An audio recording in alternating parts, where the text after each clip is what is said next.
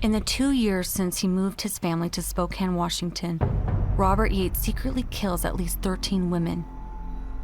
Though the killer's identity is still a mystery, Yates' teenage children try to cope with his darkening mood. I remember telling my dad, Dad, we gotta go back to church. We gotta go back to church. And he was like, no, we don't need to. His excuse was, you guys wouldn't get up early enough. It's like, yeah, we did, because I wanted to go back to church. By late 1999, a trail of clues identifies Yates as a possible suspect by the Spokane Serial Killer Task Force.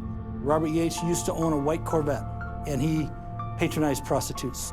Yates is called in to meet with detectives.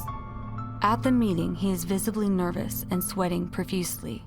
Mr. Yates is kind of evasive. He refused to be cleared with DNA, so others in the task force thought, we really got to focus on him. My mom also mentioned that she thought that maybe he wanted to get caught because he was getting really sloppy. He was super clean, control, control, control.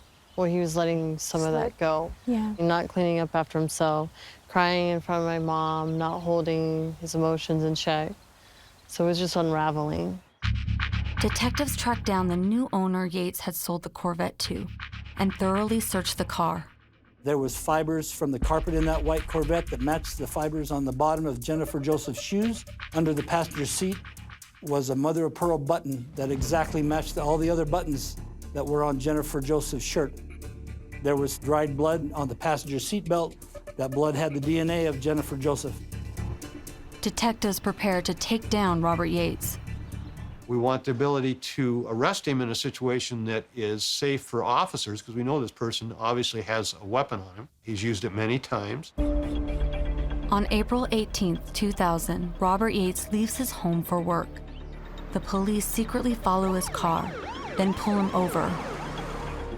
Linda Yates, Robert's wife, is at a restaurant when detectives break the news that he's been arrested for murder. The first thing somebody thinks is, well, surely the wife knew. Surely somebody in that family knew. It took just a few minutes, though, to realize that Linda had no idea. 19-year-old Amber is at work. I got called into the office, and they said, your mother's on the phone. And my mother said, your dad got arrested. He's arrested for murder. It was devastating. I was in 10th grade in one of my home economics classes. I had to go to the office, and I'm like, oh gosh, what did I do?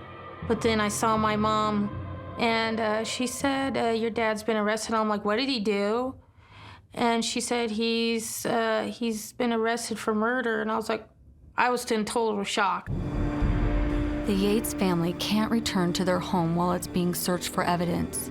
The family can only watch in horror as gruesome details of their father's crimes emerge daily on the news. The same sheriff's department, once criticized for letting the trail of a serial killer go cold, made a stunning announcement. We feel like we have arrested the person that's responsible for up to 18 of the prostitute homicides in our community. Couldn't believe it. I was shocked. We were staying in hotel rooms at the time, and we had to have my brother go in the other room because he would just bawl. We wanted to